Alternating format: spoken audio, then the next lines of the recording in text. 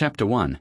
The Law of Vibration. Students of history find a continuous chain of reference to the mysterious influence of one human mind over that of others. In the earliest records, traditions, and legends may be found giving reference to the general belief that it was possible for an individual to exert some weird uncanny power over the minds of other persons, which would influence the latter for good or evil. And more than this, the student will find an accompanying belief that certain individuals are possessed of some mental power which bends even things and circumstances to its might. Way back in the dim past of man's history on this planet, this belief existed, and it has steadily persisted in spite of the strenuous opposition of material science, even unto the present day. The years have not affected the belief, and in these dawning days of the 20th century it has taken on a new strength and vitality, for its adherents have boldly stepped to the front, and confronting the doubting materialistic thinkers, have claimed the name of science for this truth and have insisted that it be taken, once and for all, from the category of superstition, credulity, and ignorant phantasm. Were it not pitiable, it would be amusing to glance at the presumptuous, complacent, smug, self-satisfied position of the materialistic school of thinkers, who would brush aside as a foolish delusion that which many of the wisest men of a past age have accepted and taught as the truth. The modern know-it-alls would sneer contemptuously at facts that are known to be of actual occurrence in the daily lives of thousands of intelligent people, and which the experience of humankind has demonstrated for many centuries, in all lands and all races. The trouble lies in the dogmatic assumption of the materialistic school that what is known as mind is merely some peculiar action of the material brain, some writers even holding that the brain secretes thought, just as the liver secretes bile. They refuse to see that the operation of mind is a manifestation of energy known as electricity, magnetism, light, heat, gravitation, cohesion, etc. Because mental energy does not register the vibrations of these lower forms of energy, they conclude that the higher mental energy does not exist. Having formulated a theory to suit their materialistic conceptions, they try to ignore all facts not consistent with their theory. If they find a fact that will not squeeze into their narrow theory well, so much the worse for the fact, as a writer has said, and they promptly ignore or dispute it. As a matter of truth, the investigator is not compelled to resort to metaphysical explanations to account for the phenomena of mental influence.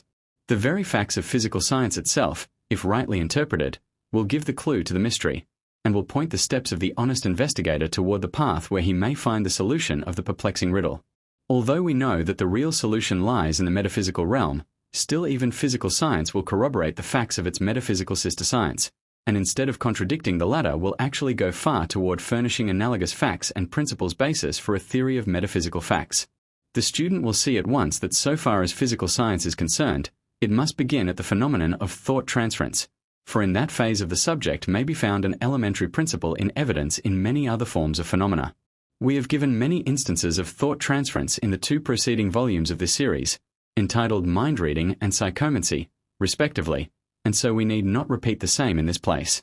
The main fact is that thought transference does exist, and may be accounted for upon purely scientific grounds, without calling in the truths of metaphysical thought. We know that this is a strong statement, and a positive assertion, but we also know that the same may be demonstrated. Let us consider this phase of the subject. In the first place, physical science teaches that underlying all forms, degrees, and apparent differences in matter and energy, there is to be found a manifestation of some elementary energy, which manifests in what is known as vibrations. Everything in the material world is in vibration, ever manifesting a high degree of motion. Without vibration there would be no such thing as a material universe. From the electronic corpuscles which science teaches compose the atom, up through the atom and molecule, until the most complex forms of matter are manifested, there is the ever-present vibration. And through all forms of energy, light, heat, electricity, magnetism, and the rest, vibration is also ever-present. In fact, physical science itself teaches that not only is vibration the basic force underlying other forces and the various forms of matter, but also that the apparent differences between the various forms of matter, and also between the various forms of energy, are caused simply and solely by the varying degrees of vibration manifested. Just as the difference between the lowest tone that can be distinguished by the ear of man, and the highest note that can be distinguished by the same organ of sense, is merely a difference between the rate of vibration, just as is the difference between the dull red color at one end of the spectrum, and the violet at the other end, with the intervening colors known as indigo, blue-green, yellow, and orange, with all the combinations of shades arising from them, just as the difference between the greatest degree of cold known to science, and the greatest degree of heat that can be conceived of, just as these great differences due solely and wholly to varying rates of vibration, so is the difference between and all forms of matter or force simply a matter of the rate of vibration. In short, all material and physical things are simply manifestations of some infinite and eternal energy from which all things proceed, their differences resulting merely from the different degree of vibration being manifested in them. Remember that this is not vague philosophy or airy metaphysics or spiritualistic vagaries, to quote from the materialistic writers, but facts claimed and admitted by the greatest physical scientists of the age, as a reference to their lectures and textbooks will prove to anyone. And, more than this, any intelligent physical scientist will tell you that science has every reason to believe that there are great fields of energy and force, the vibrations of which are far too high for even the delicate instruments of science to record, but which nevertheless exist and manifest effects. It was only the other day that science was able to catch the X-rays and other forms of high radioactivity, and yet these rays and forces had always existed. And tomorrow science will perfect instruments capable of registering still higher forms of energy. And by, some scientist will perfect an instrument capable of registering and recording the subtle vibrations of thought, and perhaps in time someone will perfect that instrument so that it will not only record such thought vibrations and waves, but, like the phonograph, it will be able to reproduce and send forth similar vibrations so that others may feel the thoughts, just as they now hear the sounds from the phonograph. Such a prediction is no more wonderful than would have been the prediction of the telephone, the phonograph, the wireless telegraph and sundry other discoveries and inventions 100 years ago. Did you ever think that there are colors that the eye cannot see, but which delicate instruments clearly register? In fact, the rays of light which sunburn the face, and which register on the photographic plate are not visible to the eye. The eye sees the lower rays, but only instruments adapted for the purpose detect the higher ones. Your eye cannot see the X-ray as it passes through the room, but the plate will catch it, and its light may make a photograph. The rays of light visible to the eyes are only the lower ones. The higher ones are far beyond the power of the eye to record, and beyond even the range of the most delicate instrument, there exist rays and waves of light of such high vibratory rate as to defy even its power to record. Did you ever know that there are sounds unheard by human ears that the microphone will catch and magnify? Scientific imagination dreams of instruments that will catch the songs of the mite, like insects, and magnify them until they can be distinguished. There are waves of electricity that may pass through your body, unperceived by you, and yet powerful enough to run light electric lights. Listen to the words of certain eminent scientists. Professor Elisha Gary, a celebrated scientist and teacher, has said, "There is much food for speculation in the thought that there exist sound waves that no human ear can hear, and color waves of light that no eye can see. The long, dark, soundless space between 40,000 and 400 trillion vibrations per second, and the infinity of range beyond 700,000,000,000,000,000 vibrations per second, where light ceases, in the universe of motion, makes it possible to indulge in speculation." Professor Williams, the well-known scientific writer, has said, "There is no gradation between the most rapid undulations or trembling that produces our sensations of sound, and the slowest of those which give rise to our sensations of gentlest warmth. There is a huge gap between them, wide enough to include another world of motion, all lying between our world of sound and our world of heat and light, and there is no good reason whatever for supposing that matter is incapable of such intermediate activity, or that such activity may not give rise to intermediate sensations, provided that there are organs for taking up and sensitizing their movements." And, so you see that in the scientific theory of vibrations, there may be found plenty of room for a scientific explanation of all that is claimed by adherents of the truth of mental influence, without getting out of the region of physical science, and without invading the plane of metaphysics. And there are many more proofs from the same source, which we may touch upon as we proceed. There is but one truth, and it manifests on all planes. The spiritual, the mental, and the physical, and manifestations agree and coincide. So no mentalist need fear the test of physical science, for each plane will bear out the facts and phenomena of the ones below or above it. The three are but varying phases of one. In this little work we shall hug close to the plane of physical science, because by so doing we will be able to make the subject much clearer to many than if we had attempted to express the teaching in metaphysical terms. There is no contradiction in the end. Each bit of truth must dovetail into every other bit, for all are parts of the whole. Chapter 2. Thought waves. In our last chapter we have seen that vibration was to be found underlying all manifestations of energy, and all forms of matter. We also quoted two distinguished scientists whose words showed that there were fields of vibratory energy not filled by any known forms of energy, the inference being that anasmic, as there are no gaps in nature's processes, these unknown fields must be occupied by certain forms of energy not known as yet to physical science. The teachings of the occultists of all lands and ages, as also those of modern mental science, are to the effect that the mind, in its manifestation of thought in the brain, generates a form of energy of intensely high vibration, which energy may be, and is, projected in vibratory waves from the brains of other persons within its field of influence. All students of mental influence have noticed the close resemblance that is manifested between the phenomena of electrical and magnetic energy on the one hand and the phenomena of mental energy on the other.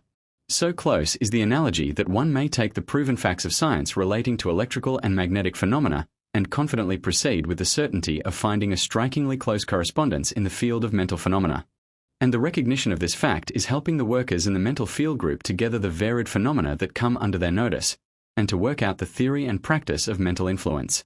In the first place, it is now a fact well known and accepted by investigators that the generation of thought and the manifestation of mental states occasions a burning up of brain matter, and the consequent production of a form of energy of high vibratory power. Physiologists recognize this fact, and the textbooks make reference to it. Experiments have shown that the temperature of the brain is increased in accordance with the intensity of feeling and thought, and that there is undoubtedly a generation of energy and a consumption of brain matter which bears a very close resemblance to the process of the generation of electrical energy.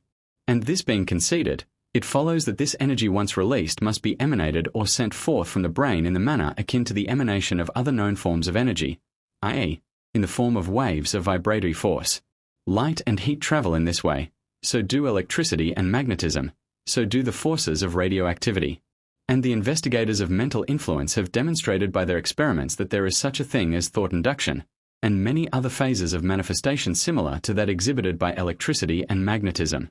Flammarion, the well-known and eminent French scientist, has said on the subject, "We sum up, therefore, our preceding observations by the conclusion that one mind can act at a distance upon another, without the habitual medium of words or any other visible means of communication.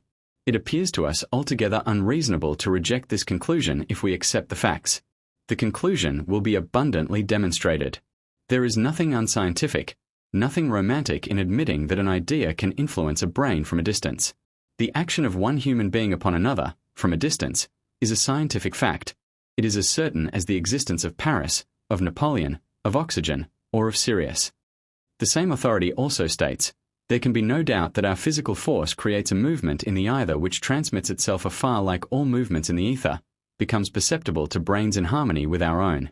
The transformation of a psychic action into an ethereal movement, and the reverse, may be analogous to what takes place on a telephone, where the receptive plate, which is identical with the plate at the other end, reconstructs the sonorous movement transmitted, not by means of sound, but by electricity.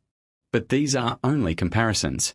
When a thought or feeling is generated in the mind or brain of a person, the energy generated flows forth from the brain of the person in the form of waves of mental energy, spreading from the immediate neighborhood of the thinker to a distance proportioned to the strength of the thought or feeling.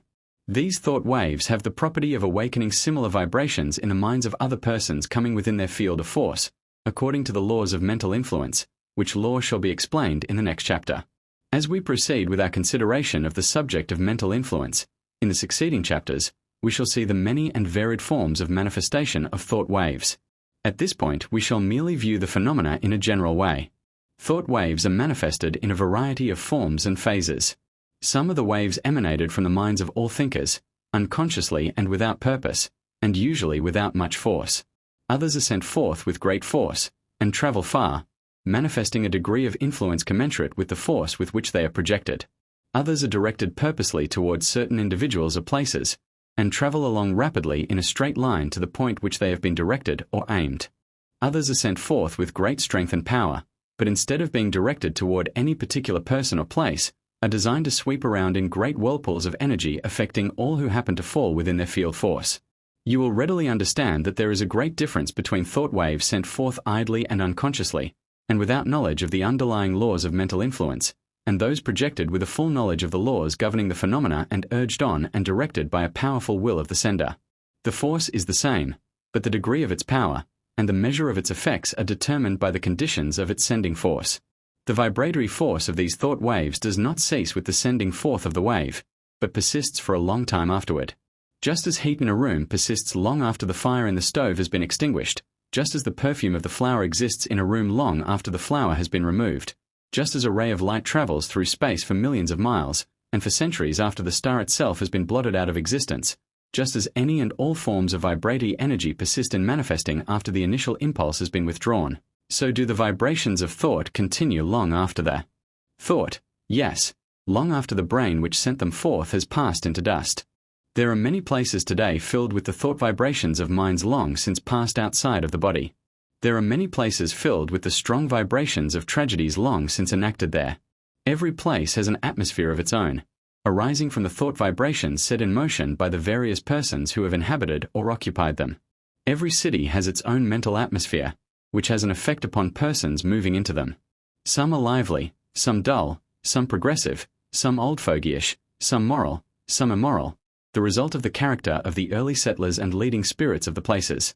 The atmosphere affects persons moving into these towns, and either sinks to the general level, or else, if strong enough, help to change the mental tone of the place. Sometimes a change in conditions brings a large influx of new people to the town, and the mental waves of the newcomers tend to bring about a marked change in the local mental atmosphere. These facts have been noted by many observing people who were, perhaps, not familiar with the laws and principles underlying the phenomena. Many have of course noticed the differing atmosphere of stores, offices, and other places of business. Some of such places give one an air of confidence and trust, others create a feeling of suspicion and mistrust, some convey an impression of active, wide-awake management, while others impress one as being behind the times and suffering from lack of alert, active management. Did you ever stop to think that these different atmospheres were caused by the prevailing mental attitudes of those in charge of the places? The managers of business places send forth thought waves of their own, and their employees naturally falling into the pace set for them, sending forth similar vibrations, and before long the whole place is vibrating on a certain scale. Let a change in the management occur and see what a change soon manifests itself. Did you ever notice the mental atmospheres of the houses you happen to visit? You may experience and recognize all of the varying notes in a mental scale of their occupants. From some thresholds harmony manifests itself, while others breathe in harmony as soon as you step over the threshold. Some radiate mental warmth, while others seem as cold as an iceberg. Think for a moment and recall the various houses or places you visit, and see how the mental vibrations of the inmates manifest themselves to a visitor. The low quarters of our cities, the dens of vice and haunts of dissipation vibrate with the character of thought and feeling of those inhabiting them, and the weak-willed visitor is thus tempted. And, in the same way, certain places are filled with strong, helpful, elevating vibrations, which tend to lift up and elevate those coming within their circle of influence. Thoughts and feelings are contagious, by reason of the law of vibration and mental induction. When this law is understood, the individual is enabled to protect and improve himself. Such knowledge brings strength. Chapter 3, Mental Induction. As we stated in the preceding chapter, the phenomena of mental influence bears a striking analogy to that of the electrical or magnetic energy. Not only is this so in the phase of wave motion and transmission, but also in the phase of induction, as we shall see presently. In physical science, the term induction is used to indicate that quality in a manifestation of energy which tends to reproduce in a second object the vibrations manifesting in the first object, without direct contact between the two bodies. A magnet will induce magnetism in another object removed from its space. An electrified object will tend to produce similar vibrations in another object by induction, over great spaces. Heat waves travel along the ether, and tend to produce heat vibrations in objects far removed, notably in the case of the sun and the earth. Even sound waves will affect other objects in this way, as in the well-known instance of the glass or vase singing in response to the musical notes sounded afar off. In fact, we see and hear by processes similar to those described. And in this same manner that thought waves carry the vibrations of the mind, sending them forth to great distances, or lesser ones, tending to set up similar vibrations in the middle of other persons within their field force. Thus a person feeling a strong degree of anger will pour forth waves of that degree of mental vibration, which, coming in contact with the brains of other persons, tend to set up a similar feelings or emotions and thus cause the person to feel cross or peevish or even to manifest a similar angry state of mind. We all know how easily a fight is started by a very angry person in a room sending forth violent vibrations. One has but to remember the instances of mob violence to see how easily the contagion of hate and anger spread among people who allow themselves to be influenced. And not only is this true of undesirable emotions and feelings, but also of desirable ones. The influence of a good man who happens to be strong mentally spreads among those around him, influencing in them for good. Orators, actors, preachers, and teachers send forth strong within toll currents, which tend to produce mental conditions on the part of their hearers corresponding to the feeling held by the mind of the speaker. When you remember how this speaker swayed your feelings, or how that actor made you weep with pity, shiver with fear, or laugh with joy, you will see how mental induction acts. But not only is this true when we are in the actual presence of the person sending out the thought waves, but it is equally true that we are influenced by persons far removed from us in space, often without their knowledge or intent, although sometimes, in the case of one who understands the principle most, with full knowledge and intent. The ether with which space is filled carries these thought waves in all directions, and the surface of the Earth, particularly in the densely occupied portions, is filled with these waves. These waves, carrying the mental vibrations, coming in contact with each other, tend to set up combinations on one hand, or else neutralize each other on the other hand. That is to say, if two sets of waves of a similar nature meet, there is likely to be a combination formed between them, just as between two chemicals having an affinity for each other. In this way, the mental atmosphere of places, towns, houses, etc., is formed. On the other hand, if currents of opposing vibrations came in contact with each other, there will be manifested a conflict between the two, in which each will lose in proportion to its weakness, and the result will be either neutralization of both or else a combination having vibrations of an average rate. For instance, if two currents of mental energy meet, one being a thought of love and the other hate, they will neutralize each other if they are equal, or if one is stronger than the other, it will persist but robbed of much of its strength. If it were not for this neutralizing effect, we would be largely at the mercy of stray currents of thought. Nature protects us in this way, and also by rendering us immune to a considerable extent. But nevertheless we are affected by these waves to a considerable extent, unless we have learned to throw them off by knowledge of the laws and an enforcement of them by practice. We all know how great waves of feeling spread over the town, city, or country, sweeping people off their balance. Great waves of political enthusiasm, or war spirits, or prejudice for or against certain people, or groups of people, sweep over places and cause men to act in a manner that they will afterward regret when they come to themselves and consider their acts in cold blood. Demagogues will sway them, or magnetic leaders who wish to gain their votes or patronage, and they will be led into acts of mob violence, or similar atrocities, by yielding to these waves of contagious thought. On the other hand, we all know how great waves of religious feeling sweep over a community upon the occasion of some great revival excitement or fervor. The effect of these thought waves, so far as the power of induction is concerned, of course depends very materially upon the strength of the thought or feeling being manifested in the mind sending them forth. The majority of persons put but little force into the mental manifestations, but here and there is to be found a thinker whose thought waves are practically a stream of living will, and which of course have a very strong inductive effect upon the minds of others with whom the waves come in contact.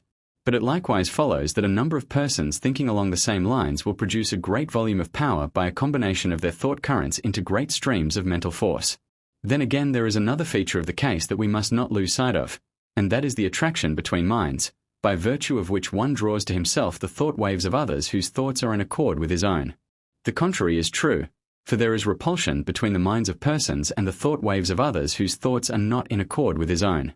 The contrary is true, for there is repulsions between the minds of persons and the thought waves of others antagonistic to their thoughts.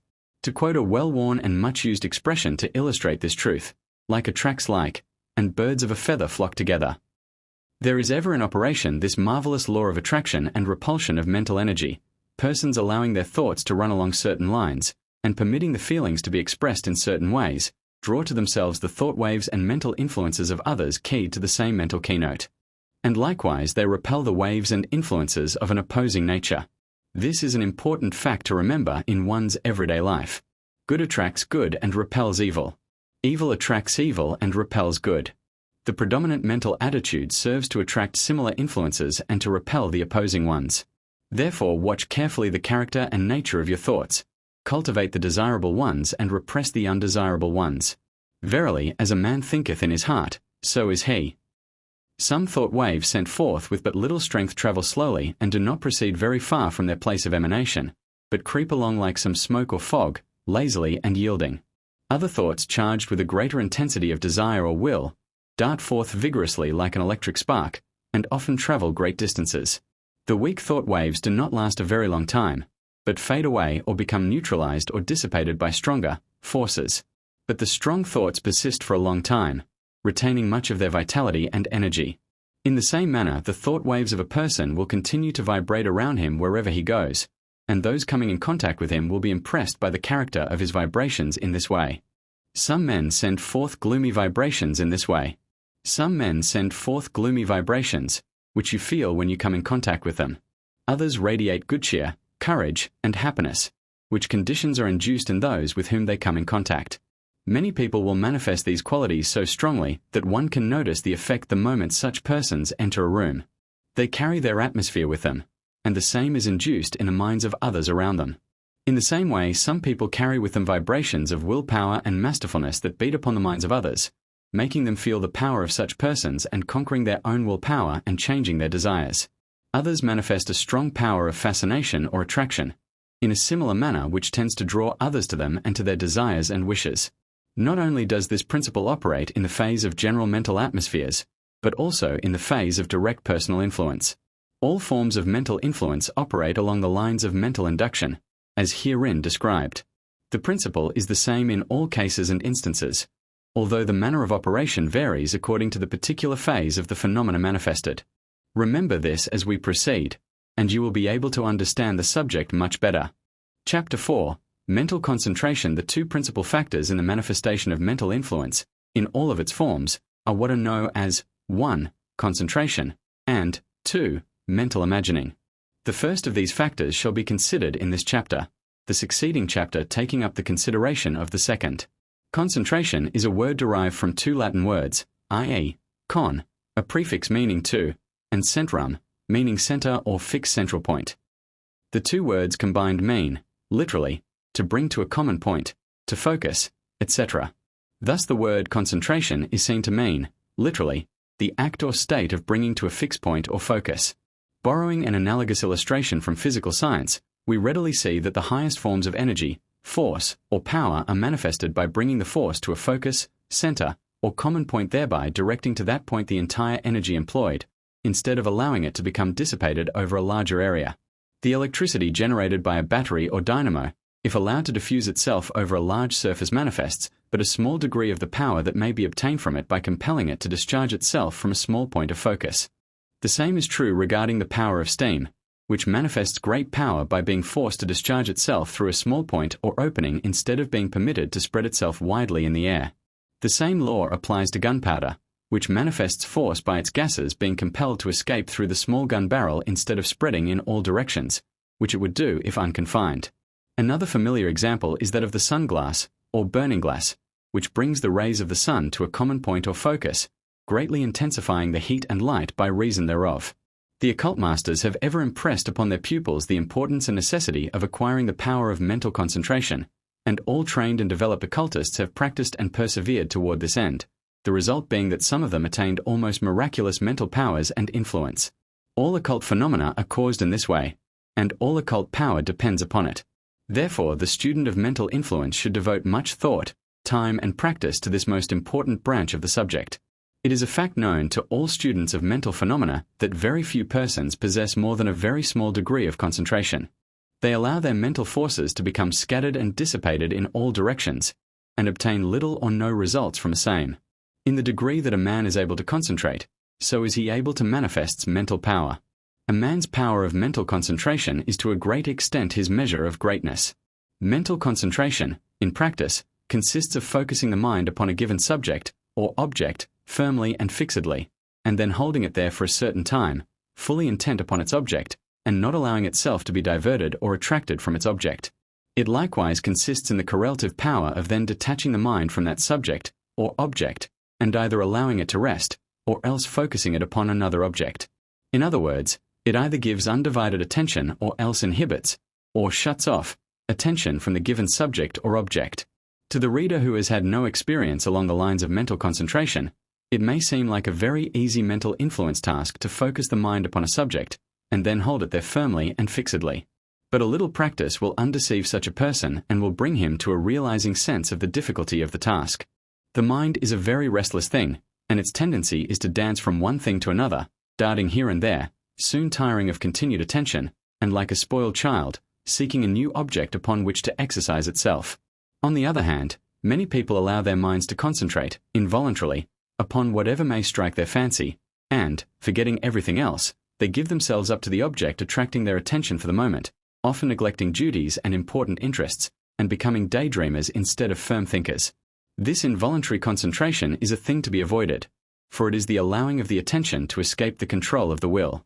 The mental concentration of the occultists is a very different thing, and is solely in control of the will, being applied when desirable, and taken off or inhibited when undesirable. The trained occultist will concentrate upon a subject or object with a wonderful intensity, seemingly completely absorbed in the subject or object before him, and oblivious to all else in the world. And yet, the task accomplished or the given time expired, he will detach his mind from the object and will be perfectly fresh, watchful, and wide awake to the next matter before him. There is a difference in being controlled by involuntary attention, which is a species of self-hypnotizing, and the control of the attention, which is an evidence of mastery. The secret of mental concentration lies in the control of the attention, and the control of the attention lies in the exercise of the will. A celebrated French psychologist has well said, "The authority is subject to the superior authority of the ego. I yield it or I withhold it as I please. I direct it in turn to several points. I concentrate it upon each point as long as my will can stand the effort." Sully says, "Attention may be roughly defined as the active self-direction of the mind to any object which presents itself at the moment." All of the occult authorities begin teaching their pupils attention as the first step toward mental concentration. They instruct the pupil to examine some familiar object, and endeavor to see as many details as possible in the object. Then after hearing the pupil's report, the master sends him back to the task, bidding him seek for new details, and so on until at last the pupil has discovered about all concerning the object that can be discovered. The next day a new object is given to him, and the process is repeated. The person who uses mental influence must certainly possess the power of focusing the force to a common point, in order to manifest the greatest amount of power and influence. And that faculty of focusing results from the training of the mind along the lines of concentration. And concentration arises from the mastery of voluntary attention. So there you have the whole matter in a nutshell. So your first step toward acquiring mental influence should be to cultivate voluntary attention. We might fill page after page with exercises designed to strengthen your faculty of voluntary attention, but what would be the use? The best plan is to set you to work to find something upon which to concentrate, for the very search will develop attention. Look around you for some object to study in detail. Then concentrate your attention upon it until you have seen all there is about it to be seen. Then take up another object and pursue the practice further. Take a page, this page, if you will, and count the number of words on it. Then see how many words are required to fill each line, on an average. Then see how many letters there are in each word, in each line, on the whole page. Then go over the page and see if any words are misspelled, or if any of the letters are imperfect, etc. In short, get acquainted with this page, until you know all about it. Then take up another page, and after studying it in the same way, compare the two. And so on. Of course, this will be very dry and tedious unless you take an interest in it. And, remembering just what the exercise is designed for may arouse this interest. After practicing this way for a short time each day, you will begin to find that you are able to bestow greater attention upon objects upon which you are trying to manifest mental influence. You are developing concentration, and that is the great secret of the use of mental influence, and explains the difference in its manifestation among men. Think over this. Chapter 5. Mental imaging. In our last chapter we called your attention to the first of the two principal factors in the manifestation of mental influence, namely, mental concentration. In the present chapter we shall consider the second factor tending to render possible the said manifestation, namely, mental imaging. What is known as a mental image, in occultism, is the mental creation, in the imagination of a picture of the things, events, or conditions that one desires to be manifested or materialized in actual effect. A moment's thought will show you that unless you know just what you desire, you can take no steps toward attaining it on any plane of manifestation. And the more clearly your desires are perceived in your imagination, the clearer is the work of proceeding toward the realization of that desire. A mental image gives you a framework upon which to work. It is like the drawing of the architect, or the map of the explorer. Think over this for a few moments until you get the idea firmly fixed in your mind. And now the same rule holds well on the plane in which the manifestation of mental influence takes place. The occultist first builds up, in his imagination, a mental image or picture of the conditions he wishes to bring about, and then by concentrating his influence strongly, instead of in a haphazard way as is the case with the majority of people who do not understand the laws and principles underlying the manifestations of the forces of mind. The mental image gives shape and direction to the forces, which is being concentrated upon the desired object or subject. It may be compared to the image on the glass of the magic lantern, through which the focused rays of the lamp pass, the result being that a corresponding image is reproduced upon the screen or curtain beyond. The analogy is a very close one indeed, if we remember that the minds of the majority of people are more or less blank screens or curtains upon which play the pictures produced there by outside influences, suggestions, environments, etc., for very few people realize their individuality, and are merely reflections of the thoughts and ideas of other people. An eminent authority, Sir Francis Galton, who is one of the leading authorities upon psychology of preceding generations, has said on this subject, "The free action of a high visualizing faculty is of much importance in connection with the higher processes of generalized thought. A visual image is the most perfect form of mental representation whatever the shape, position, and relations of objects to space are concerned. The best workmen are those who visualize the whole of what they propose to do before they take a tool in their hands. Strategists, artists of all denominations, physicists who contrive new experiments, and in short, all who do not follow routine, have a need for it. A faculty that is of importance in all technical and artistic occupations, that gives accuracy to our perceptions and justice to our generalizations, is starved by lazy disuse instead of being cultivated judiciously in such a way as will, on the whole, bring the best return. I believe that a serious study of the best way of developing and utilizing this faculty, without prejudice to the practice of abstract thought in symbols, is one of the many pressing desires in the yet unformed science of education. And what Galton has said of the value of the use of this faculty of the mind in the affairs of the material plane, so it is likewise true of the manifestations on the mental plane. You know that the clearer a mental picture you possess of anything that you want, the better you know just what you want, and the better you know the latter, the better able you are to take steps to get it. Many people go through life wanting something, but not really knowing just what they do want. Is it any wonder that they do not realize or materialize their desires any better? And the same thing holds well on the plane of manifestation of mental influence. If one wishes to materialize anything by the use of the influence, is he not handicapped by a lack of mental image of just what he wants to materialize, and is he not helped very much by the creation of a mental pattern or plan, in the shape of a mental picture, through and around which he may direct his thought currents? The occultists manifesting the greatest degree of mental influence acquire by practice this art of creating mental images of that which they wish to materialize. They train their imagination in this way until the very act of creating the mental image acts strongly toward the actual materialization or event, as actually existing in their minds before they attempt to concentrate their thought waves upon the task of accomplishing it. Then the mental picture, being completed and standing in strong outline, they focus their mental force through it, just as in the case of the magic lantern before referred to, and the picture is reproduced on the screen of mentality of other people. The imagination may be strengthened in many ways, the principle being constant and persistent practice. The practice of recalling to the memory of scenes previously witnessed, and then whether describing them to others or else drawing a rough picture of them will help in this matter. Describe to others scenes that you have witnessed, occurrences, details of appearances, etc., etc., until you are able to reproduce mentally the aspects and appearances of the things. Then you may begin to draw mental pictures of things desired, as if they were being drawn on the screen of your mind. See, mentally, the things as actually occurring. Create a little playhouse of your own, in your mind, and there enact the plays that you wish to witness in actual life. When you have acquired this, you will be able to project your mental pictures on the screen of objectivity in actual life with far greater effect. In thinking of this subject, you would do well to remember the illustration of the magic lantern, for the figure is a good one, and will enable you to carry the idea better in your mind. You see, in giving you this suggestion, we are really telling you to form a mental picture of the mental magic lantern. Using the illustration given, you see how much easier it is for you to think of it in this way and how much easier it is for you to manifest it in practice. Build your mental images by degrees, commencing with the general outlines, and then filling in the details. Always commence by trying simple and easy things, and then working up to the more complex and difficult feats. And now, I offer a word of warning at this point to all. Do not allow your imagination to run away with you. Do not become a dreamer of dreams and a doer of nothing. You must master your imagination and make it your servant and not your master.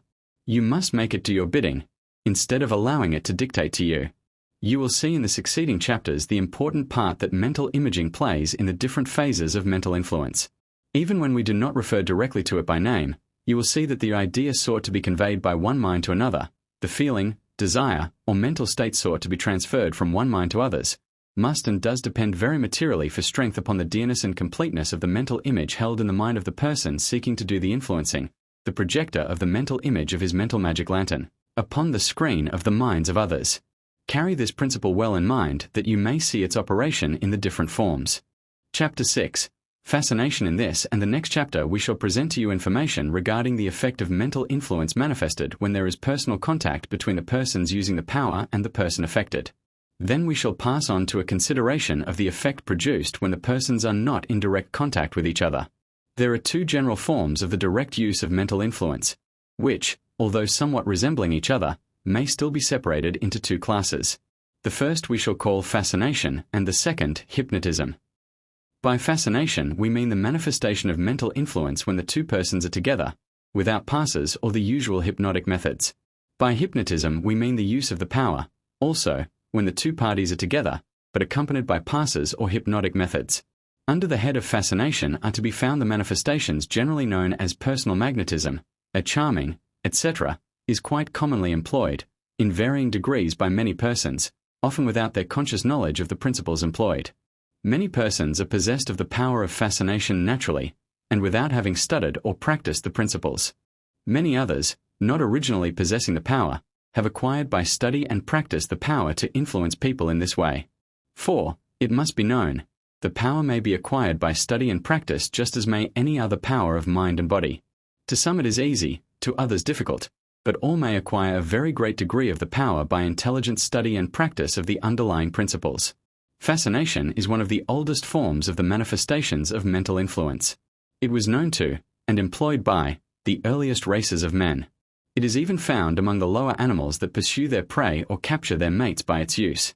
A recent writer on the subject has defined the word, used in this connection, as acting upon by some powerful or irresistible influence, influencing by an irresistible charm, alluring, exciting, irresistibly or powerfully, charming, captivating or attracting powerfully, influencing the imagination, reason, or will of another in an uncontrollable manner, enchanting, captivating, or alluring, powerfully or irresistibly.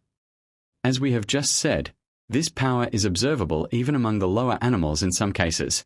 Instances are related by naturalists, which scorpions have fascinated other insects, causing them to circle around and around until finally the insect would plunge down right within striking distance of the scorpion, which would then devour its prey. Birds of prey unquestionably fascinate their game, and men who have been brought in contact with wild tigers, lions, etc., have testified that they felt paralyzed in some manner, their legs refusing to obey their will, and their minds seeming to become numbed and stunned. Those who have seen a mouse in the presence of a cat will testify to the effect of some power exerted by the latter. Birds in the presence of a cat and serpents also manifest symptoms of a conquered will. And naturalists cite many instances of the employment of this force by birds seeking to captivate and charm their mates at the beginning of the season. Among men it has been noticed that certain individuals possess this power to a great degree. Some of the great men of ancient and modern times having been so filled with the power that they could manage their followers almost as one would move automatons. Julius Caesar had this power developed to a great degree, and used it from youth to his last days. He was worshipped, almost as a god by his soldiers, who would undertake almost any task at his bidding. Napoleon also possessed this charm to a wonderful degree. It enabled him to control men with whom he came in contact, and to bend them to his will. He rose from a poor student to the dignity and power of the Emperor of France. When banished to Elba he escaped, and landing in France, alone and unarmed, confronted the ranks of the French army drawn up to capture him, and walking towards the soldiers compelled the latter to throw down their guns and flock to his support. He entered Paris at the head of the great army, which had been sent forth to capture him. This is no wild legend, but a sober fact of history. And in our own times we see how certain leaders of men sweep people before them and move them around like pawns on the chessboard of life. All of the above-mentioned phenomena comes under the head of fascination, and is the result of the emanation of streams of active thought waves from the mind of a person, the same being strongly concentrated and directed toward those whom the person wishes to affect. The person forms a strong thought in his mind and sends it out to the others charged with the force of concentrated will, so that the other person feels it most strongly and forcibly. The fundamental idea is the forming of the thought, and then sending it out to the other person. For instance, if you wish a person to like you, you should form in your mind this thought, "That person likes me," fixing it in your own mind as a fact. Then project to him the concentrated thought, you like me very much," with an air of assurance and confidence, and the other person is bound to feel the effect unless he or she has acquired a knowledge of the subject and is using self-protection. The thought should be sent forth with the strength that usually accompanies a strong spoken statement, but you must not actually speak the words aloud. You should merely say them strongly in your mind. If you wish to produce an effect or impress strength upon another person, the same process may be used, changing the thought and vibrations to the idea that you have a stronger will than the other person, and are able to overcome his will, using the silent message of "I am stronger than you. My will overcomes yours." Some successful agents and salesmen use the following method in reaching their customers. They form a thought that the other person desires their goods very much, and then they send out the thought waves that "you desire my goods, you want them very much, you have an irresistible longing for them," etc. Others use the following when they wish another to comply with their wishes: "You will do as I say, will do as I say, you will yield to me fully and completely," etc. You will readily see from the above examples that the whole principle employed in any and all of these cases consists of 1. The thought of what the person wishes the other to do held firmly in the mind, and 2. The projection of that thought to the other, silently, in the shape of unspoken words. In the above you have the whole secret of fascination condensed to a small space. You will understand, of course, that the words are only a means of concentrating and vitalizing the thought. Animals merely feel desires, but are able to fascinate by the strength of them, although they cannot use words. And one person may fascinate another without understanding a word of his language, the real strength coming from the strength of the desire behind the words. The formation of the desire thought into words is merely for the purpose of concentrating and focusing the thought, for words are concentrated symbols of ideas, thoughts, or feelings. The exact process of sending forth the thought wave to the other is difficult to describe. You know how you feel when you say something very forcible and emphatic to another person. You can fairly feel the force of the words being hurled at the other person. Well, cultivate that same power in sending forth the unspoken word in the above manner, and you will soon be able to notice the effect of the thought on the other. It may help you to imagine that you can see the force flying from you to the other. The imagination properly used helps very much in these matters, for it creates a mental path over which the force may travel. You must not act awkwardly when sending out the thought waves, but converse in an ordinary manner, sending your thought waves between your speeches, when the other person is talking to you, or at any pause in the conversation. It is always well to send first a powerful thought wave before the conversation is opened, preferably while you are approaching the person. And it is likewise well to terminate the interview with a parting shot of considerable strength. You will find that these thought waves are of far greater power than spoken words, and then again, you can in this way send out impressions that you could not utter in spoken words for obvious reasons. And now do you see how you have been affected by persons who have influenced you at times in your past life? Now that you know the secret, you will be in a measure immune from further impressions from others. And when you read our concluding chapter, entitled Self-Protection, you will be able to surround yourself with a protective armor through which the thought waves cannot penetrate, but which will turn aside the shafts directed toward you. Chapter 7. Hypnotic Influence. As we have mentioned in the previous lesson, there is a general resemblance between the manifestation of mental influence, known as fascination, and that known as hypnotic influence. In the manifestation known as fascination, the influence is exerted solely by thought waves passing from mind to mind without a physical medium or channel other than the ether. In hypnotic influence, on the contrary, the influence is heightened by means of passes, stroking, or eye influence. In hypnotic influence, the mind of the person affected, whom we shall call the subject, is rendered passive by a flow of mental energy calculated to render it more or less drowsy or sleepy, and therefore less calculated to set up powers of resistance to the thought waves of the person using the influence. But the power employed is the same in all cases, no matter whether they fall under the classification of fascination or whether that of hypnotic influence.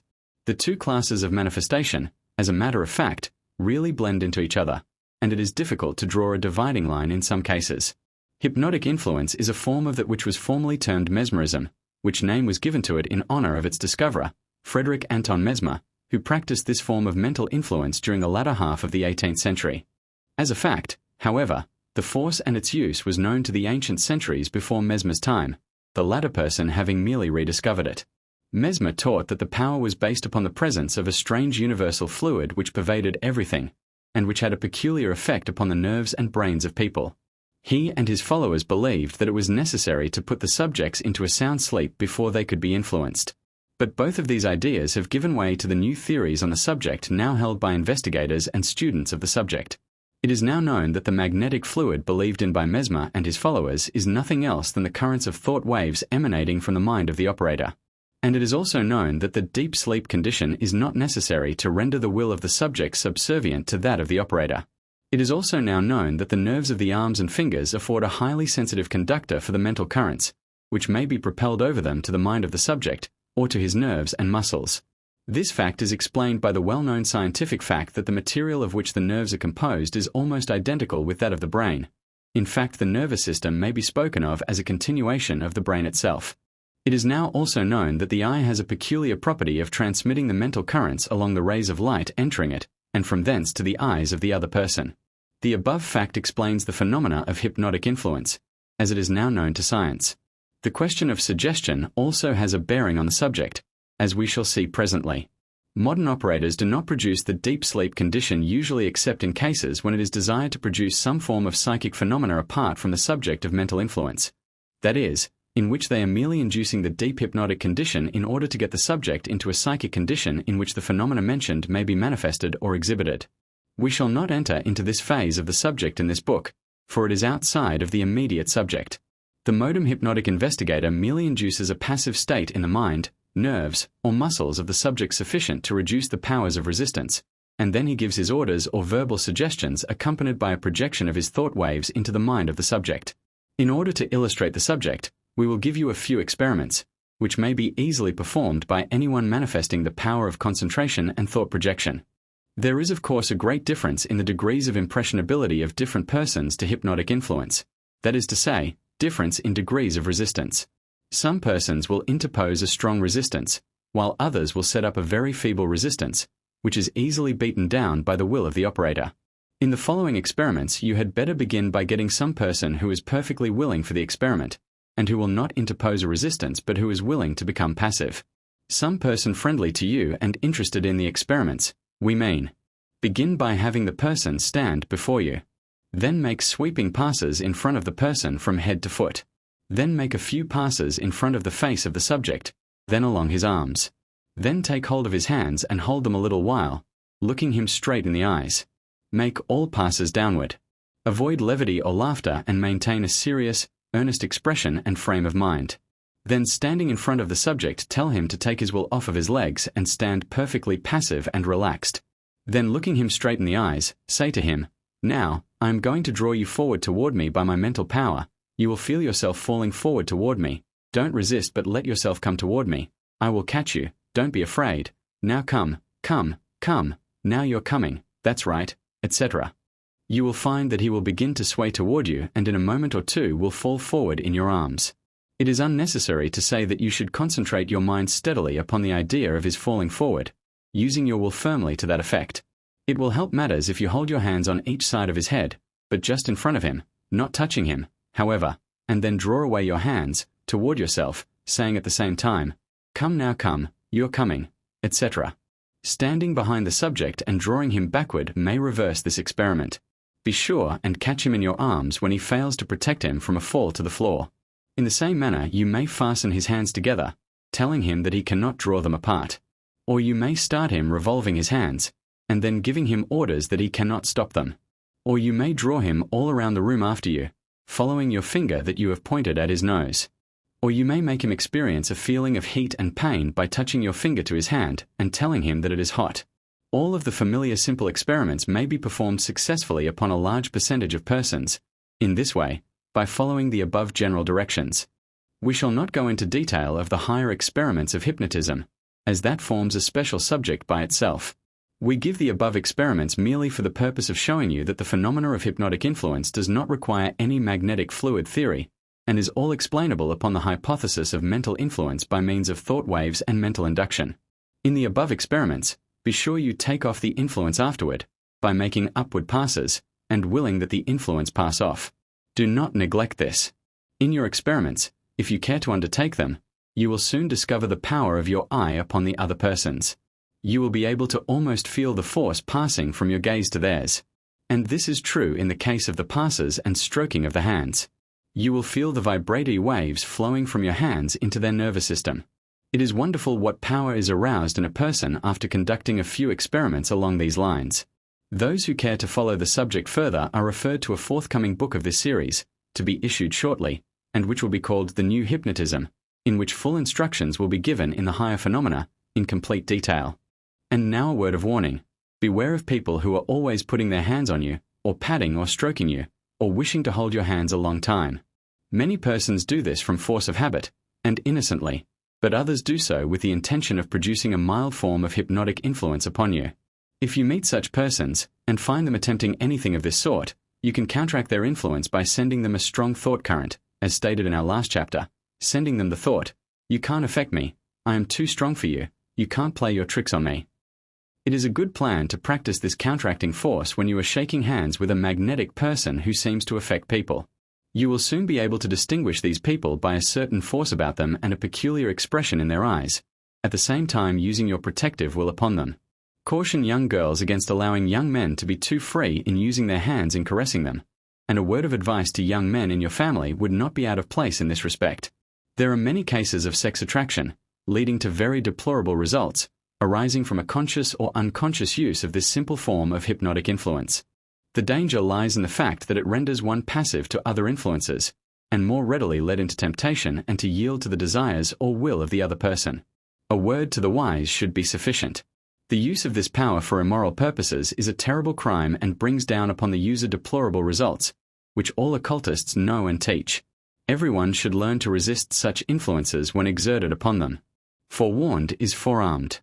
Chapter 8. Influencing at a distance. In the two preceding chapters we invited your consideration of the manifestation of mental influence when the user or projector of the force was in actual contact with, or in presence of, the person or persons he was aiming to influence. In this chapter, and the one immediately following it, we shall pass on to a consideration of the manifestation of the influence when the persons affected are removed in space from the person using the influence. The general public is familiar in a general way with the phenomena of hypnotism, and to a lesser degree with the phenomena of fascination in its more common forms of personal magnetism, etc. But as regards the use of the influence at a distance, people are more or less skeptical owing to a lack of knowledge of the subject. And still every day is bringing to the mind of the public new facts and instances of such an influence. And the teaching of various cults along these lines is now awakening a new interest in the subject, and a desire to learn something regarding the laws and principles underlying the same. As strange as it may appear at first glance, the principles underlying mental influence at a distance are precisely the same as those underlying the use of influence when the persons are in the presence of each other. A little thought must show the truth of this. In the case of present influence, the mental currents flow across an intervening space between the two minds. There is a space outside of the two minds to be traversed by the currents. And a moment's thought will show you that the difference between present influence and distant influence is merely a matter of degree, a question of a little more or less space to be traversed by the currents. Do you see this plainly? Well, then, this being so, it follows that the methods used must be identical. Of course, in the case of personal influence, the added effect of the voice, manner, suggestive methods, the eye, etc., are present, which render the result more easily obtained, and causes the rapport condition to be more easily established. But with this exception, the methods are identical, and even the advantages accruing from the exception mentioned may be duplicated by practice and development in the case of distant influence. There are a number of methods given by the authorities in this matter of distant influencing, but they are all based upon the same principles named in the previous chapters of this book: eye vibrations, thought waves, mental induction, concentration, and mental imaging. In these words you have the key to the subject. The rest is all a matter of practice and development, and variation. One of the most elementary, and yet one of the most effective methods known to occultists is that of creating a mental image of the person treated, for that is the common term among modern writers on the subject, in the sense of imagining him to be seated in a chair in front of the person treating him at a distance. The treater proceeds to give both verbal commands, and at the same time directs thought waves toward the imaginary person seated before him. This process establishes a psychic condition between the treater and the actual person, although the latter may be removed from the treater by many miles of space. This was the method of the ancient magicians and wonderworkers, and has always been a favorite among persons pursuing these experiments, of mentally influencing others at a distance. A variation of the above, very common in former days, was to mold a clay or wax figure, calling it by the name of the person treated, and identifying it in the mind and imagination with the other person. A variation is also noticed in the cases where a photograph, lock of hair, article of clothing, etc., is used in this way as a psychic connecting link between the two persons. The practitioners of black magic, witchcraft, and of her nefarious perversions of mental influence seem to prefer these methods, although, on the contrary, they are used with the very best results today by many in giving beneficial treatments to absent patients, friends, and others whose welfare is desired. The only effect the mental image of the person, or the picture, etc., has is the fact that by these means a psychic connection link is set up along which the thought waves travel more readily. In the above forms of treatment, the treater treats the mental image, picture, etc., precisely as he would if the person were actually present. He forgets for the time being that the person may be hundreds of miles away, and concentrates his influence on the image, or picture, etc., because the latter is really the starting point of the psychic chain, which leads direct to the person. The treater sends his thought waves toward the object, and in some cases actually talks, mentally, to the person by means of the medium mentioned. He may give commands, arguments, remonstrance, persuasion, etc., just as if the person were actually present. In short, he acts as if the person were sitting before him, wide awake, and receptive to his influence. Another way, employed by some, is to begin darting thought waves toward the other person, forming in the imagination a gradual lengthening psychic wire composed of thought vibrations. Those practicing this form state that when the psychic wire is projected sufficiently far, and it travels with incredible speed, and comes in contact with the mind of the other person, the treater feels at once that contact has been established by a peculiar faint shock similar to that of a very mild galvanic current. Then the treater proceeds to send his thought currents along the psychic wire in the same manner as if the person were actually in his presence, as described under the head of fascination in a preceding chapter. In fact, such treatments, and the others mentioned in this chapter, are really and practically long-distance fascination. Another form of distant treatment consists in forming an astral tube, mentioned in other books in this series. The astral tube is set up in a similar manner to the psychic wire, and projected toward the person desired to influence. It is formed in the imagination as a vortex ring, similar to the little ring of smoke puffed out by the cigar smoker, only larger, about 6 inches to 1 foot wide, or, better still, like the ring of smoke ejected from the stack of a locomotive sometimes when it is puffing rapidly. This vortex ring is then seen, in the imagination, by the use of the will, to lengthen out in the shape of a tube which rapidly extends and travels toward the person treated, in a manner identical with that of the psychic wire. This tube is known to occultists as the astral tube, and is employed in various forms of occult and psychic phenomena, such as clairvoyance and other forms of psychomancy, as described by us in our volume of this series, so entitled. Those following this method of distant influencing report that they recognize the completion of the tube by a sensation of stoppage and a feeling of rapport having been established between themselves and the other person. In some cases, they report that they are able to faintly see the figure of the other person in miniature at the other end of the tube, but this is undoubtedly due to the possession of psychomantic powers, suddenly awakened into effect. The tube once established, the treatment is proceeded with as if they were in the actual presence of the person treated. In many respects, the psychic wire and the astral tube methods are similar, and a statement concerning one is generally true of the other. There are 2 other methods frequently used in distant influencing which we shall now briefly describe. The first of these 2 methods consists in sitting or standing in a quiet place, or rather in some place in which you can concentrate. The advanced occultist can find peace in the midst of the noise, and then directing your thought waves toward the other person, forming in the imagination a mental picture of the force flying from you toward the other, like tiny sparks of electricity or of a subtle fluid. This mental picture tends to give a concentrative force to the current, which renders them powerful, and sends them direct to the desired spot. The second of these 2 methods is that used by the most advanced occultists who have advanced beyond the use of the methods described just now. These people simply stand or sit quietly and concentrate their minds until they attain the state of mental calm known to many as the silence.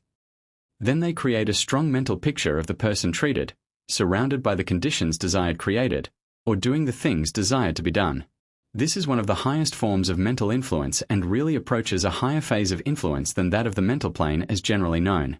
A picture of a person held in the mind in this way, the person being seen in perfect, robust health, and happy and successful, tends to materialize the same conditions in the person in real life. This form of treatment, however, is possible only to those of great concentration, and who have mastered the act of mental imaging, and who also possess creative willpower to a marked degree. Some degree of success in it, however, is open to nearly every student who practices along these lines. Before practicing any of these experiments, read what we have said in the chapter on Magic Black and White, and guard against employing the power for evil purposes, for the fate of the black magician is a sad one. Chapter 9. Influencing en masse. In our last chapter we considered the manifestation of mental influence at a distance insofar as was concerned the influencing of one or more persons by another. There is another phase of the subject that must not be overlooked, and that is the influencing of large numbers of people by some active, strong projector of mental influence. This form of the manifestation of the power is known as mental influencing en masse.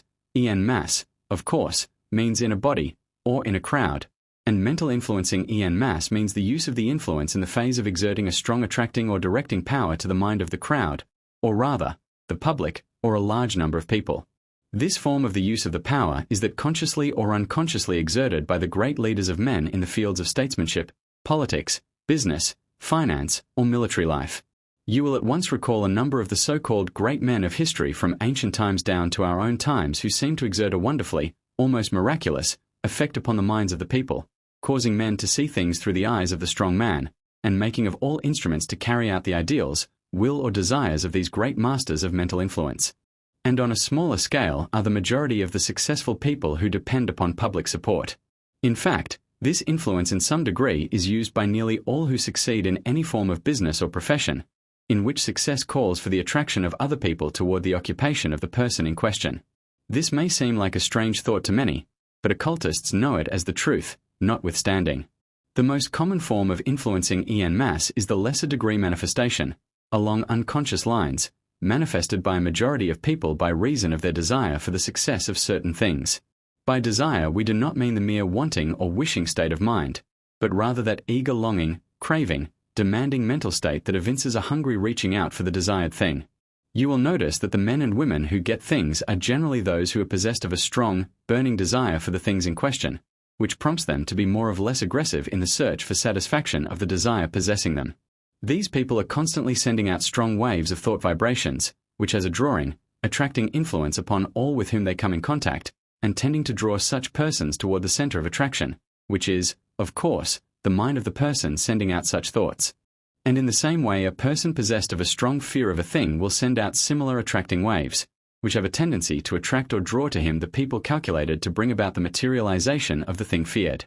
This may sound paradoxical, but the secret lies in the fact that in both the case of desire and fear the mind forms the mental image, which tends to become materialized. Fear, after all, is a form of expectation, which, alas, too, often tends to materialize it. The thing that I have feared hath come upon me, says Job, and in that saying he has stated the experience of the race. The way to fight things you may fear is to create a burning desire for the opposite thing. Other persons who have either studied the principles of mental influence, or else have stumbled upon certain facts concerning the same, improve upon this elementary form of influencing en masse just mentioned. They send out the thought waves consciously and deliberately, erecting the mental image, and holding strongly to it, so that in time their sweeps of mental currents reach further and further away and bring a greater number of people under the influence and into the field of attraction.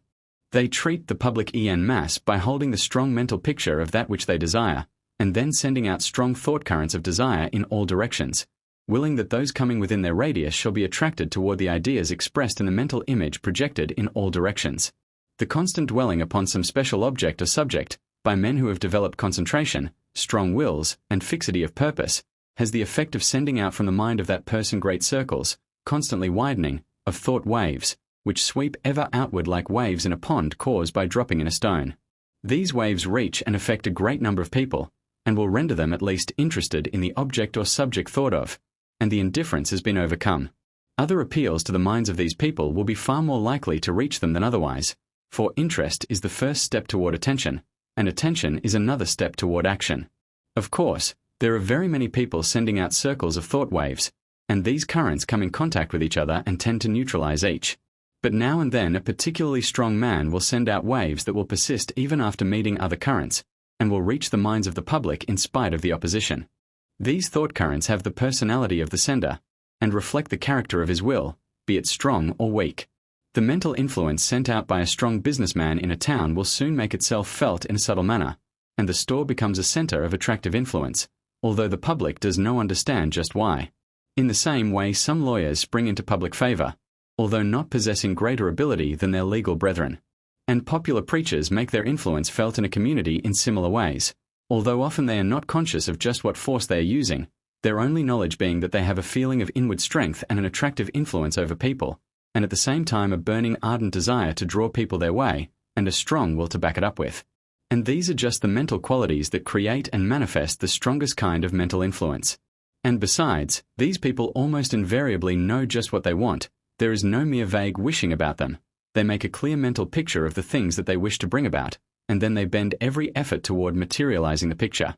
Everything they do towards accomplishing their ends gives an additional impetus to their constantly widening and constantly strengthening circle of power and influence.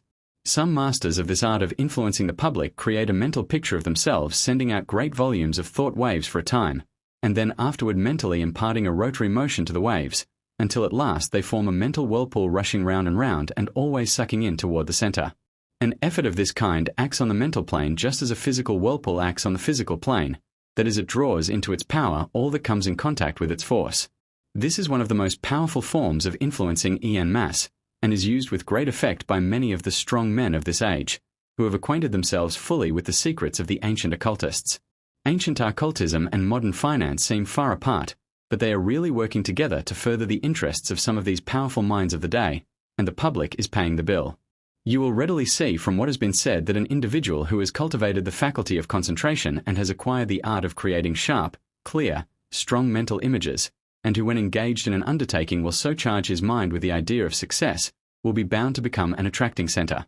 And if such an individual will keep his mental picture ever in his mind, even though it may be in the background of his mind, when he is attending to the details and planning of his affairs, if he will give his mental picture a prominent place in his mental gallery, taking a frequent glance at it, and using his will upon it to create new scenes of actual success, he will create for himself a center of radiating thought that will surely be felt by those coming within its field of influence.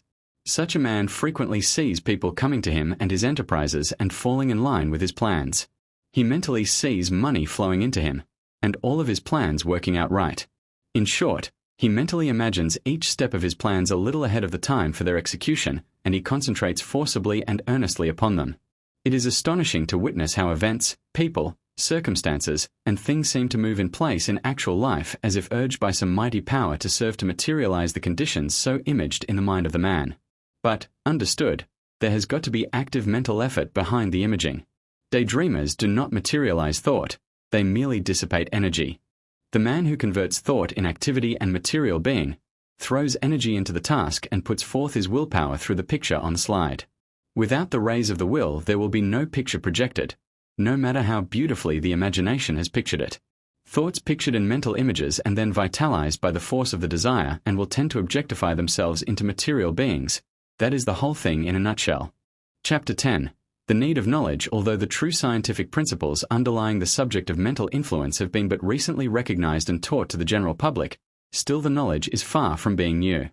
The occultists of the old civilizations undoubtedly understood the underlying principles and used them in practice, thus gaining an ascendancy over the masses. And more than this, the masses themselves had a more or less comprehensive knowledge of the working principles of the subject, for we find among all peoples, in all times, records of the use of this power. Under one name or another, under one form or another, mental influence has been operated and used from the earliest times. And today, even in the most remote portions of the globe, and among the most savage and barbarous races, we find instances of the employment of this force. The forms of the manifestation of mental influence are many and varied. In some cases it manifests under the form of a fascinating, attracting power exerted by some people, which causes such persons to draw or attract other persons to them. Persons are allured or charmed by others possessing this power, and their affections are taken captive by this mysterious force. Some persons are spoken of as fascinating, possessing powers of charming, having winning ways, having great personal magnetism, etc. Others exert another form of the power in the driving of and compelling others to do their bidding, and people speak of them as having a compelling will, being able to work their will on those around them, possessing dominating powers, etc. We are also brought face to face with the wonderful effects of mental science under one form or another, under this name or that term, with the many forms of treatments followed by the different schools and cults. Then we read in the pages of history about the mysterious powers recorded under the name of witchcraft, hexes, voodoos, and black magic, including the Hawaiian kahuna work. And turning back the pages of history to ancient time, Greece, Persia, and Egypt, not to speak of India, ancient and modern, we find innumerable instances of the employment of, and knowledge of mental influence in some of its forms. And although many will seek to deny the fact, scientific investigators and students realize that there is but one real underlying principle under and back of all of the various forms of manifestation. The good results and the evil results all arise from the employment of the same force, strange as it may appear at first thought. The secret lies in the fact that this mental influence is a great natural force, just as is electricity or any other natural forces, and it may be, and is, used for both good and evil purposes. The electricity which runs our machines, lights our houses, and performs countless other beneficent tasks in the service of man is also used to electrocute criminals, and the unfortunate person who touches a live wire may be struck with instant death. The sun, which warms our earth and renders life possible, also kills countless persons exposed to its rays on the desert, or even in our large cities. Fire, that great friend of man, which has been one of the most potent factors in the evolution of the race from barbarism to civilization, is also a mighty enemy, destroying both property and lives. Water, that most necessary element, which renders life possible, and which is necessary to grow our grain and to perform countless other good services for us, also acts as an enemy at times, drowning people and sweeping away their homes. Gravitation, which holds all things in place, from suns and stars down to the tiniest atom of matter, also causes people to fall to their death from high places, or brings down on their heads objects from above them. In short, every natural force or power is capable of producing either beneficent or baleful effects to man, according to the circumstances of the case. We recognize these things, and accept them as a law of nature. And yet some would deny the identity of the power of mental influence as manifested in its good and bad uses. There will be people who ascribe to God all the good qualities of mental influence, and ascribe to the devil all of its evil uses. These people have primitive minds. Their counterparts are seen in those who would credit God with the helpful rain or sun, and who ascribe to the devil the same things when there occurs a flood or a drought. Such reasoning is worthy only of the savage mind. The forces are natural forces, and work according to their own laws, immanent in their constituent qualities and nature, and are in that sense above good and evil. When they work for man's interest and comfort, man calls them good. When they work harm and discomfort to him, man call them bad, but the force remains unchanged, being neither good nor bad. And thus it is with the power of mental influence. It is above good and bad. It is a great natural force, capable of being used for either wear or woe to mankind. But, remember this, there is a difference. While the force in itself is neither good nor bad, the individual who employs it may be, and it is good or bad, according to its use. Just as a man commits a good or bad act when he uses his gun to slay a wild beast attacking another man, or else turns it upon his brother or neighbor, as the case may be, so is a man good or bad according to his use of mental influence. The merit or demerit lies in the intention and purpose of the user, not in the force or power employed by him. Therein lies the difference. On all sides of us we may see the manifestation of the possession of mental influence. We see men who are able to sway those around them in some mysterious and wonderful way, either by their powers of persuasion or by their dominant will power.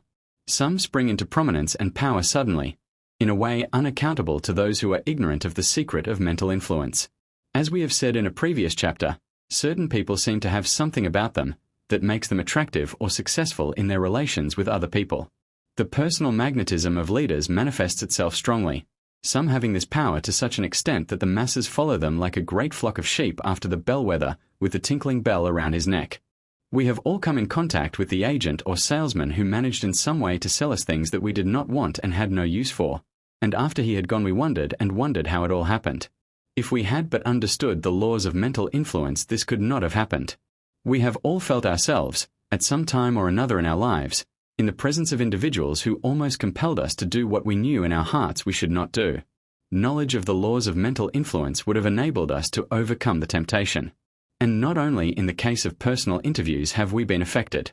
There is a far more subtle and dangerous use of the power, i.e., in the shape of distant influence, or absent treatment, as it had been called.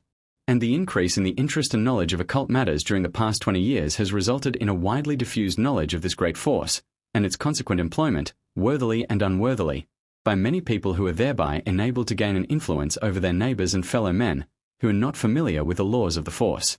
It would surprise many people if they knew that some of the multimillionaires of the country, and some of its greatest politicians and leaders, were secret students of occultism, and who were using their forces upon the masses of the people.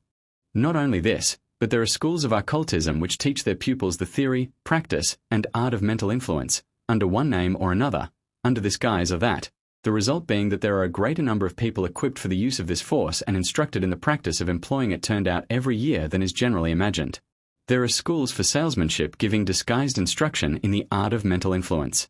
Nearly every large concern employing selling agents has private instructors for their men, who teach them the principles of mental influence disguised under the name of psychology of business, or some such name.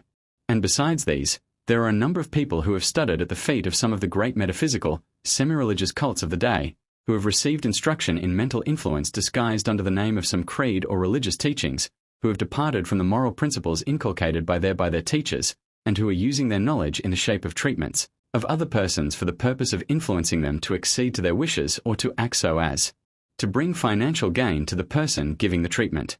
The air is full of this black magic today, and it is surely time that the general masses were instructed on this subject. And this is the purpose of this little book, published and sold at a popular price in order to bring it within the reach of the purses of the plain people, who have been exploited and influenced by those who have acquired a knowledge of the principles of mental influence, and who are using it unworthily upon their fellow men. There is self-protection possible to all, and this little book purposes to teach you how to use it. Chapter 11. Magic. Black and white. The use of the word magic in connection with mental influence is quite ancient. Occultists make a clear distinction between the use of mental influence in a manner conducive to the welfare of others, and its use in a selfish, base manner calculated to work harm on others. Both forms are common and are frequently mentioned in all occult writings. White magic has many forms, both in its ancient manifestations and in these latter days of revived occult knowledge. The use of mental influence in this way generally takes the form of kindly treatments of persons by others having their welfare at heart. In this particular class fall the various treatments of the several cults and schools of what is known as mental science, or similar names. These people make a practice of giving treatments, both present and absent, for the purpose of healing physical ailments and bringing about a normal physical condition of health and strength. Similar treatments are given by some to bring about a condition of success to others, by imparting to the minds of such persons the vibrations of courage, confidence, energy, etc., which surely make for success along the lines of material occupation, etc. In the same way, one may treat adverse conditions surrounding others, bringing the force of the mind and will to bear on these conditions with the idea of changing the prevailing vibrations and bringing harmony from inharmony, and success from failure. The majority of persons, not informed along these lines, are surrounded by a mental atmosphere arising from the prevailing mental states, thoughts, feelings, etc., and also arising from the thought currents which they have attracted to them by the law of mental attraction.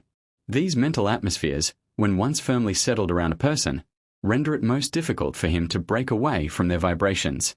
He struggles and fights, but the prevailing vibrations are beating down upon him all the time and must produce a strong effect upon even persons of strong will, unless indeed they have fully acquainted themselves with the laws of mental influence and have acquired the power of concentration. The habit of a lifetime, perhaps, has to be overcome, and besides the constant suggestive vibrations from the mental atmosphere are constantly bringing a pressure to bear upon the person, so that indeed he has a mighty task before him to throw off the old conditions, unaided and alone. And, so, while individual effort is preferable, there comes a time in the lives of many people when a helping hand, or rather a helping mind, is of great service and aid. The person coming to the mental aid of a person needing his or her services is performing a most worthy and proper act. We hear a great deal about interfering with other people's minds in such kind and worthy treatments, but in many cases there is but little real interference done. The work of the helper is really in the nature of neutralizing and dissipating the unfavorable. Mental influence surrounds the other person, and thereby giving the other person a chance to work out his own mental salvation. It is true that everyone must do his or her own work, but help of the kind above indicated is surely most worthy and proper. In these white magic treatments, the person giving the treatments forms the mental picture of the desired condition in his mind, and then sends his thought currents to the other person, endeavoring to reproduce the mental picture in the mind or thought atmosphere of the other person. The best way of doing this, of course, is to assert mentally that the desired condition actually exists. One may be of great help and aid to others in this way, and there is no good reason why it should not be done. And now for the reverse side of the shield, we wish it were possible to avoid even a mention of this hateful form and manifestation of mental influence, but we feel that ignorance is no protection, and that it is useless and foolish to pursue the policy of the ostrich which sticks its head in the sand when pursued, that not seeing the hunter the latter may not see him. We believe that it is better to look things in the face, particularly where it is a case of forewarned being forearmed. It is a fact known to all students of occultism that black magic has been frequently employed in all times to further the selfish, base aims of some people. And it is also known to advanced thinkers today that even in this enlightened age there are many who do not scruple to stoop to the use of this hateful practice in order to serve their own ends, notwithstanding the punishment that occultists know awaits such persons. The annals of history are full of records of various forms of witchcraft, conjuration, and similar forms of black magic.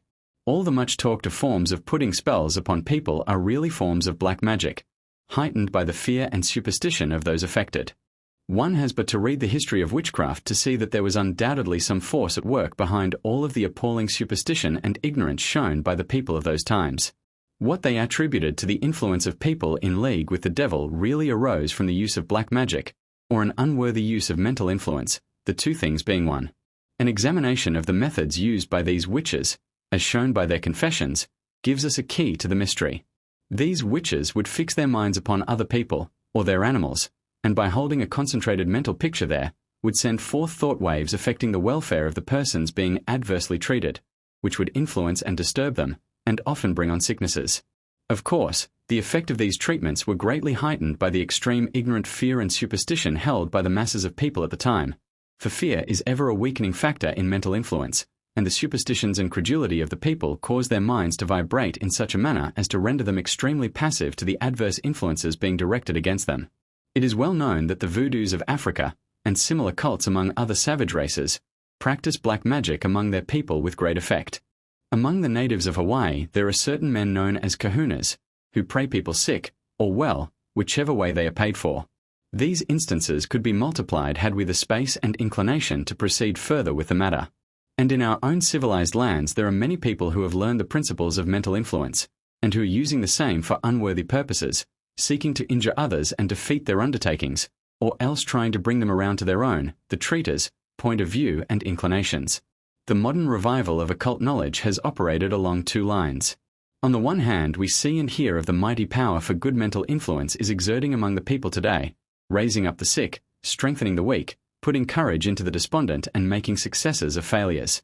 But on the other hand, the hateful selfishness and greed of unprincipled persons in taking advantage of this mighty force of nature and prostituting it to their own hateful ends, without heeding the dictates of conscience or the teaching of religion or morality. These people are sowing a baleful wind that will result in their reaping a frightful whirlwind on the mental plane. They are bringing down upon themselves pain and misery in the future. At this point, we wish to utter a solemn warning to those who have been, or attempted, to employ this mighty force for unworthy purposes. The laws of the mental plane are such that, as one sows, so shall he reap. The mighty law of attraction acts with the accuracy of a machine, and those who seek to entangle others in a net of mental influence sooner or later are caught by their own snare. The black magician involves him to pieces. He is sucked down into the whirlpool of his own making, and is dragged down to the lowest depths. These are not idle remarks, but a statement of certain laws of nature, in operation on the mental plane, which all should know and heed. And to those who may feel appalled at this mention of the existence and possibilities of black magic, we would say that there is one thing to be remembered, and that is that good always overcomes evil on the mental plane. A good thought always has the power to neutralize the evil one, and a person whose mind is filled with love and faith may combat a multitude whose minds are filled with hate and evil. The tendency of all nature is upward and toward good. And he who would pull it back toward evil sets himself against the law of spiritual evolution, and sooner or later falls a victim to his folly. And then, remember this, thought waves find entrance only to those minds that are accustomed to think similar thoughts. He who thinks hate may be affected by hate thoughts, while he whose mind is filled with faith and love is surrounded by a resistant armor which repels the invading waves, and causes them to be deflected, or else driven back to their senders. Bad thoughts, like chickens, come home to roost. Thoughts ace like boomerangs, in their tendency to return to their sender. To the poison of black magic nature gives the antidote of right thinking. Chapter 12. Self-protection. The reader of the preceding chapters will see the power of mental influence in its various phases of manifestation, and will recognize the possibility of the force being used to influence himself. The question that will naturally arise in the mind of every student and investigator of this important subject, and which comes to all at some time, is, how may I protect myself from the use of this power against myself? How may I render myself immune from these influences which may be directed against me? It is true that we, and other writers on the subject have shown you that one is far less liable to influence if he will maintain a mental atmosphere of high vibration, that is, keeping oneself surrounded by a thought atmosphere filled with vibrations of the highest kind of thoughts and free from thoughts and desire of a base, selfish character, which tends to attract similar thoughts.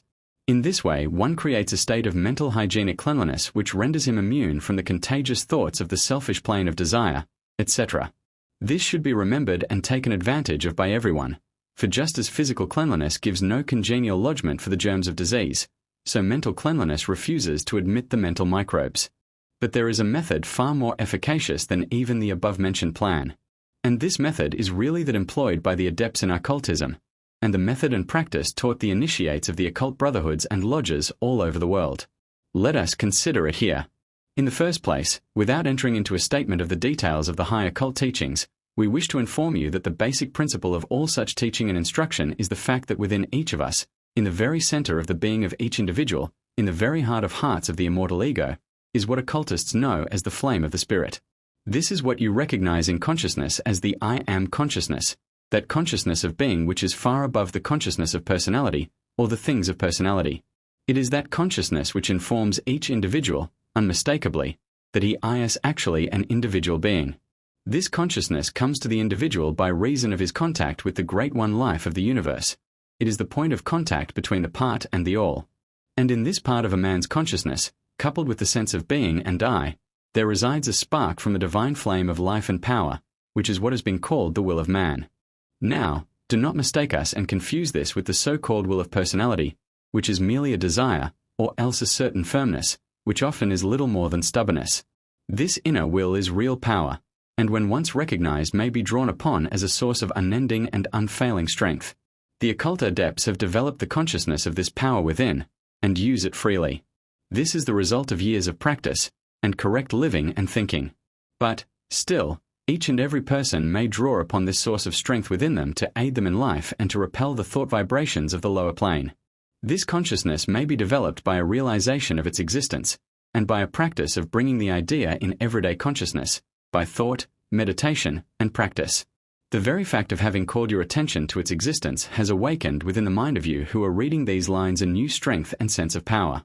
Think a moment and see whether you do not feel a dawning sense of strength within you that you have not realized so fully before this moment. A continued recognition in your everyday consciousness of this something within will develop your ability to manifest it. Particularly in an hour of need will it spring to your assistance, giving you a sense of a part of yourself crying out to you in words of encouragement, I am here. Be not afraid. It is very difficult to give you this method in written or printed works, but if you will enter fully into a recognition of this inward power, you will find yourself developing a new power of resisting outside influences that will astonish you. When you come in contact with people who are seeking to influence you in any of the ways mentioned in the preceding chapters of this book, or in others' ways, you will find yourself able to defy their mental attacks by simply remembering the strength immanent in your I, aided by the statement, made silently to yourself, I am an immortal spirit, using the will within my ego. With this mental attitude, you may make the slightest mental effort in the direction of throwing out from your mind vibrations, which will scatter the adverse influences in all directions, and which, if persisted in, will cause the other person to become confused and anxious to let you alone. With this consciousness held in mind, your mental command to another, let me alone, I cast off your influence by the power of my spirit, will act so strongly that you will be able to actually see the effect at once. If the other person is stubborn and determined to influence you by words of suggestion, coaxing, threatening, or similar methods, look him or her straight in the eyes, saying mentally, I defy you. My inner power casts off your influence. Try this the next time that anyone attempts to influence you either verbally or by thought waves and see how strong and positive you will feel, and how the efforts of the other person will fail. This sounds simple, but the little secret is worth thousands of dollars to every individual who will put it into practice. Above all, put out of your mind all fear of others' persons. The feeling of fear prevents you from manifesting the power within you to its full extent. Cast out fear as unworthy and hurtful. Not only the case of personal influence in the actual presence of the other person may be defeated in this way, but the same method will act equally as well in the matter of repelling the mental influence of others directed against you in the form of absent treatments, etc. If you feel yourself inclining toward doing something which in your heart you feel that is not to your best interests, judged from a true standpoint, you may know that, consciously or unconsciously, someone is seeking to influence you in this way. Then smile to yourself and make the statements mentioned above, or some similar one, and holding the power of the Spirit within you firmly in your mind, send out a mental command just as you would in the case of the actual presence of the person himself or herself. You may also deny the influencing power out of existence by asserting mentally, I deny your power to influence me. You have no such power over me. I am resting on my knowledge of Spirit and its will within me. I deny your power out of existence. This form of denial may be used either in the case of absent influence or personal influence. The rule is the same in all cases. In repelling these absent influences, you will at once experience a feeling of relief and strength, and will be able to smile at the defeated efforts of the other person. If you feel sufficiently broad and full of love for mankind, you may then treat the other person for his error, sending him thoughts of love and knowledge with the idea of dispelling his ignorance and selfishness, and bringing him to a realization of the higher truths of life. You will doubtless have many interesting experiences arising from thus repelling these attacks. In some cases, you will find that the next time you meet the person in question, he will appear confused and puzzled and ill at ease. In other cases, the person will begin to manifest a new respect and regard for you, and disposed to aid you instead of trying to influence you to his way and desire. In other cases, the person will still have the desire, and will endeavor to argue you into doing that which he has tried to influence you into doing by mental influence, but his efforts will fall flat, and without effect, particularly if you give him another dose of the assertion of the power of the Spirit within you.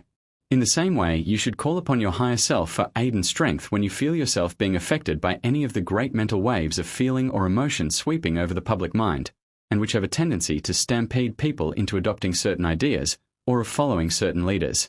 In such case, the assertion of the I within you will dissipate the influence around you, and you will find yourself standing in a center of peace surrounded on all sides by the ocean of mental tumult and agitation which is sweeping over or circling around the place.